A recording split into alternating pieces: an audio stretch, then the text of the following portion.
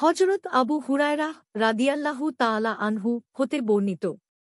তিনি বলেন, রাসূলুল্লাহ সাল্লাল্লাহু আলাইহি ওয়াসাল্লাম বলেছেন, যখন কোন মুসলিম অথবা মুমিন বান্দা ওযু করে এবং তার চেহারা ধুয়ে নেয়, তখন তার চেহারা হতে পানির সাথে অথবা পানির শেষ বিন্দুর সাথে তার চোখের দ্বারা কৃত সকল গুনাহ বের হয়ে যায় যা সে চোখ দিয়ে দেখেছে।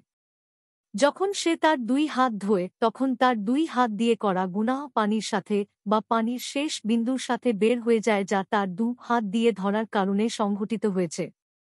অনুরূপভাবে সে যখন তার দুই পা ধোয়, তার পা দ্বারা কৃত গুনাহ পানির সাথে অথবা পানির শেষ বিন্দুর সাথে বের হয়ে যায় যে পাপের জন্যে তার দু পা হাঁটছে। ফলে সে অজুর জায়গা হতে উঠার সময় সকল গুনাহ হতে পাক পবিত্র হয়ে যায়। মুসলিম ২৪৪, মিশকাতুল মাসাবিহ ২৮৫। হাদিসের মান সহিহ।